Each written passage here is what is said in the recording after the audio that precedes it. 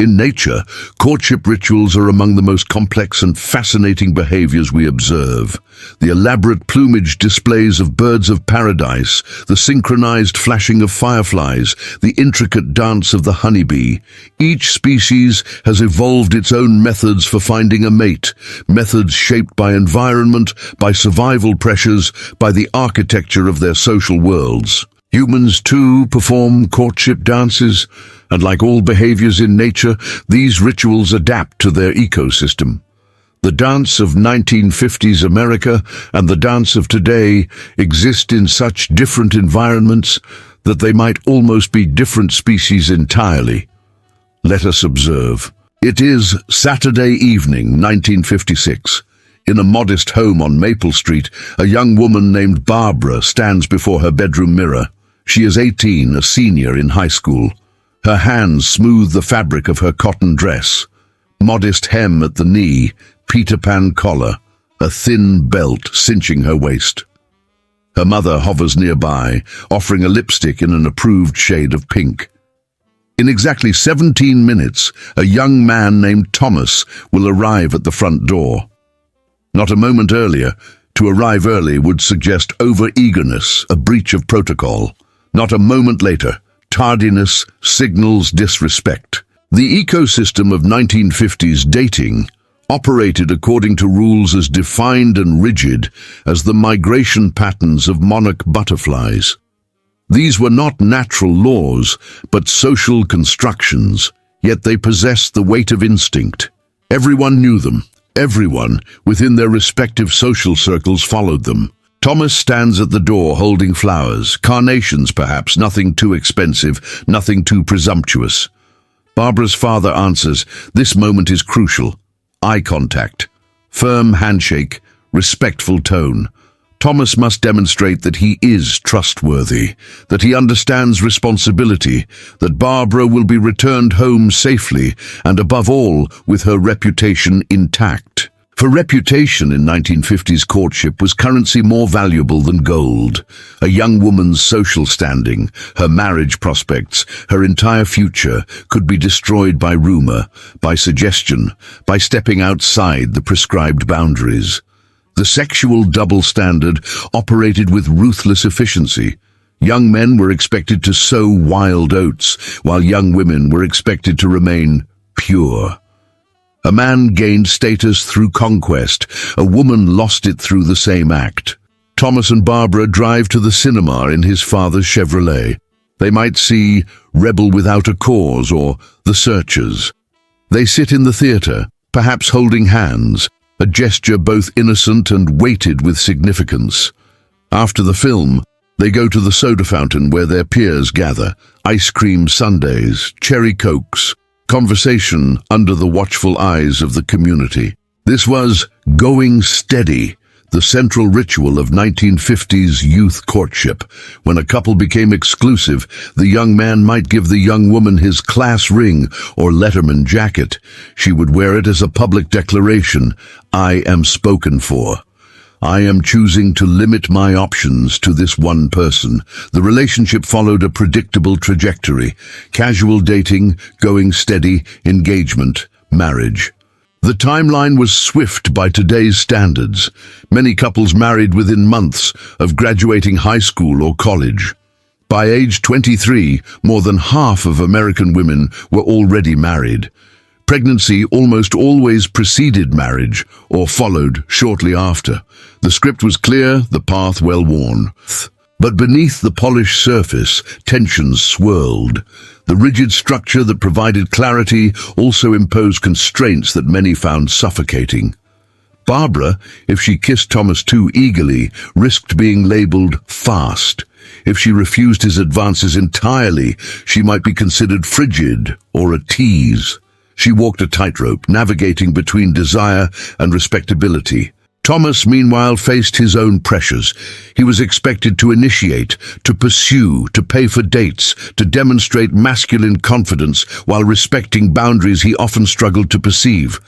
The code of conduct was simultaneously strict and unspoken. Both young people learned to read signals, to communicate through gesture and implication rather than direct speech. For those who didn't fit the mold, the young woman who wanted independence, the young man who felt no attraction to women, the person who questioned gender roles, the 1950s dating ecosystem could be hostile, even dangerous. Conformity was not merely encouraged, it was enforced through social exile, through family rejection, through institutional punishment. Let us now travel forward through time, emerging in a radically transformed landscape. The year is 2025. In a studio apartment in a city somewhere in America, a young woman named Sophie sits on her couch, phone in hand, scrolling. She is 26. She has a college degree, a career in marketing, her own income. She is not looking to marry soon, perhaps not for years. Marriage, once the inevitable destination of courtship, has become one option among many. She swipes left, left, left, right. The dating application on her phone contains profiles of hundreds of potential partners within a 20-mile radius. Each profile offers a curated presentation, photos carefully selected, bios cleverly crafted, interests algorithmically optimized to appeal. She makes split-second judgments based on appearance, on wit, on the subtle signals embedded in a carefully chosen Instagram photo. This is a different ecosystem entirely. The courtship dance of 2025 operates not in the structured garden of 1950s social conventions, but in a vast, chaotic forest where the paths are infinite and the rules are constantly being negotiated. The technology has transformed everything. Dating applications, Tinder, Hinge, Bumble, and dozens of others have fundamentally altered how humans encounter potential partners. The pool of possibilities has expanded from one's immediate geographic and social circle to thousands of profiles. The paradox of choice emerges. With so many options, how does one choose? And once chosen, how does one commit, knowing that countless alternatives remain just a swipe away? Sophie matches with someone named Alex. They begin messaging, not calling, not meeting yet, but exchanging text messages over several days. The conversation flows easily. Jokes, shared interests in hiking and Thai food, a discussion about their favorite podcasts. They move from the application to text messaging, a small escalation of intimacy. After 5 days, they agree to meet. Coffee, a public place, low stakes. No one has met her parents. No one needs to. Sophie pays for her own latte. This is established protocol. She insists on splitting costs, not wanting to feel indebted, not wanting to perform the traditional feminine role of being provided for. The gender dynamics have shifted seismically. Sophie does not wait to be chosen. She actively chooses. She initiates conversations on dating apps. She proposes meeting locations. She decides whether physical intimacy will occur and on what timeline. The sexual revolution, the feminist movement, the gradual erosion of the double standard, these forces have reshaped the landscape. This is not to say equality has been achieved. It hasn't. Women still navigate persistent threats to their safety, still face judgment for sexual agency that men do not face. But the transformation from 1956 to 2025 represents a tectonic shift in power dynamics. Sophie and Alex meet. The conversation is easy. There are no chaperones, no curfews, no fathers waiting at the door. They are autonomous adults navigating courtship on their own terms. After coffee, they walk through a nearby park. They talk about their work, their families, their ambitions. The conversation ranges into territory that would have been unthinkable in 1956. They discuss previous relationships candidly. They mention therapy. They acknowledge anxiety and vulnerability. By the third date, they sleep together. This would have been scandalous in 1956, potentially life-destroying for Barbara. For Sophie and Alex, it is simply part of the process of getting to know each other, of determining compatibility. Physical intimacy occurs before emotional commitment rather than after. But here, in this freedom, new complexities emerge. After they sleep together, Alex's texting frequency decreases. Sophie checks her phone obsessively. Has she been ghosted? The term itself is new. Ghosting. The practice of simply disappearing from communication without explanation. It happens with startling frequency in modern dating. The ease of connection creates ease of disconnection. In the 1950s, ending a relationship required confrontation, explanation, public acknowledgement. The social ties were strong. If Thomas wanted to stop seeing Barbara, he would have to face her, tell her, endure the social consequences. Today, Alex can simply stop responding to messages. He can block Sophie's number. He can match with someone new and never think of her again. The paradox deepens. Modern dating offers unprecedented freedom. Freedom to choose one's own partners, to explore one's sexuality, to delay or decline marriage, to date across racial and religious lines, to date the same gender openly in many places. And yet, this freedom coexists with profound loneliness, with anxiety, with the sense that genuine connection has become more elusive even as potential connections have multiplied. Young adults today spend an average of 90 minutes per day on dating applications. They go on more first dates, but fewer second and third dates. They have more casual sexual encounters, but report less satisfaction. The algorithms promise to optimize matching, to use data and preference patterns to find the perfect partner. And yet, many feel that something essential has been lost in the translation from analog to digital courtship. What has been gained? What has been lost? The question itself is too simple. Evolution is not progress toward a goal, but adaptation to changing conditions. The 1950s dating ecosystem, with all its rigid structure, provided something valuable: certainty. Young people knew the rules. They knew the timeline. They knew what was expected. The script was written. This reduced anxiety, even as it constrained choice. Today's ecosystem offers liberation from those constraints. LGBTQ individuals can seek partnerships openly in many communities. Women can pursue education and careers without marriage as an economic necessity. People can delay commitment until they've explored options, discovered themselves, achieved independence. Interracial relationships, once illegal in many states until 1967, are commonplace. The boundaries of the acceptable have expanded dramatically. But the cost of infinite choice is anxiety. The cost of digital connection is surface-level interaction. The cost of autonomy is isolation. Young people today report epidemic levels of loneliness, even while being more connected than ever before. The dating applications optimize for engagement, for swiping, for matching, for the dopamine hit of a new possibility, but not necessarily for depth, for commitment, for lasting connection. The paradox of modern dating mirrors larger trends in contemporary life. We have more options and less satisfaction. We have more communication and less understanding. We have more connections and less community.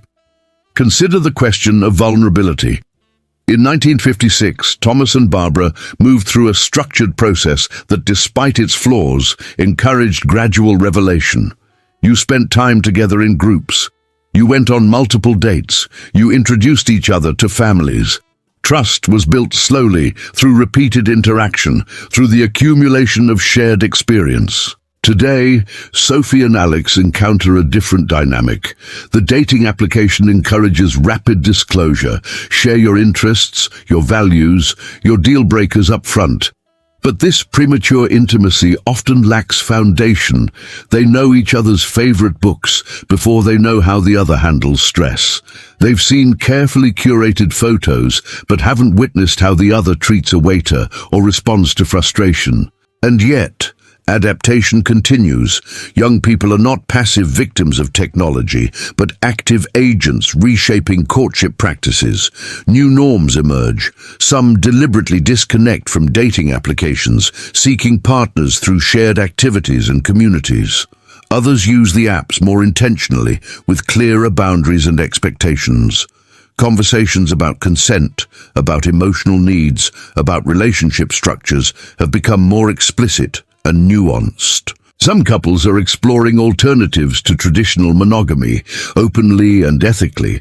Others are returning to more traditional courtship patterns, finding value in intentionality and structure. The diversity of approaches reflects a fundamental shift.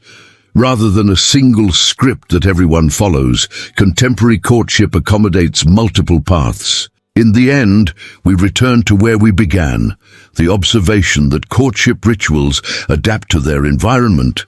The teenagers of 1956 and the young adults of 2025 are not so different in their fundamental desires to be seen, to be valued, to connect, to love and be loved.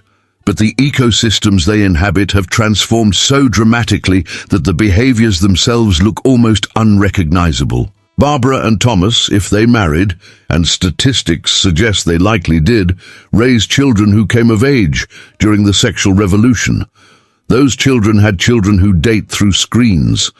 The evolution happened within 3 generations. We cannot return to the 1950s, and most would not want to. The constraints that provided structure also enforced conformity, punished difference, and limited human flourishing. The young queer person today, able to seek partners openly, enjoys a freedom unthinkable 70 years ago.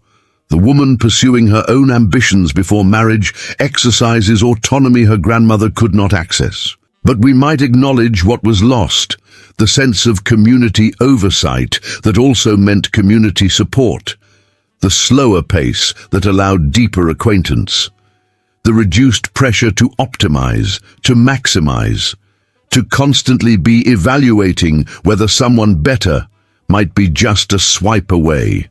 The courtship dance will continue to evolve. Perhaps future generations will look back at our dating applications with the same mixture of fascination and bemusement that we feel examining 1950s courtship manuals. Perhaps they will develop new rituals we cannot yet imagine, adapted to technologies and social structures not yet born. What remains constant is the human need at the center, the longing for connection, for intimacy, for partnership in the journey of life. The forms change, the costumes change, the music changes, but the dance continues. In nature, there is no single correct courtship strategy. There are only adaptations, each suited to particular conditions, each carrying both advantages and costs. The same is true for human courtship. We adapt, we stumble, we learn. We reach across the space between us, hoping to be met, and sometimes miraculously we are.